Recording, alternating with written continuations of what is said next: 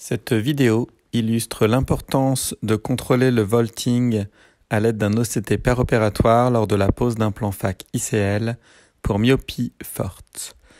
L'implant phac ICL est une lentille réalisée à base de collamère qui contient du collagène et est un matériau biocompatible. Il est positionné en chambre postérieure dans le sulcus. Il est très populaire, notamment en Asie, où sévit une épidémie de myopie avec une augmentation de l'incidence de la myopie forte.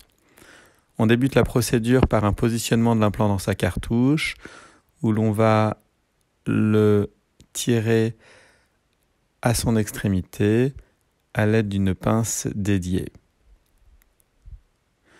Débute ensuite la procédure chirurgicale par une incision au limbe de 3,2 mm.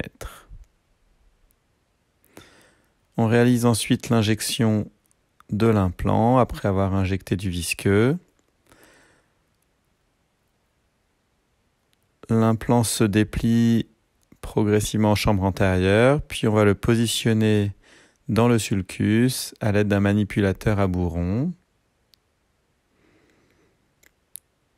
On réalise ensuite l'aspiration du visqueux, ici à l'aide d'une sonde d'irrigation aspiration.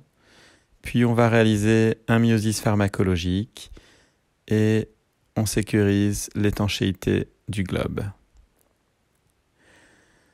Voici maintenant l'étape importante du contrôle du positionnement de l'implant, où on va vérifier à l'aide de l'OCT péropératoire le vaulting, c'est-à-dire que l'implant doit être suffisamment à distance de la cristalloïde antérieure pour ne pas provoquer une cataracte, mais pas trop, pour ne pas frotter à la face postérieure de l'iris et provoquer un glaucome pigmentaire ou une fermeture de l'angle. On peut voir ici au contrôle AJ1 post-op que l'implant est bien positionné et qu'il existe une bonne corrélation avec l'OCT péropératoire, qui est donc un outil très intéressant pour sécuriser cette procédure chirurgicale.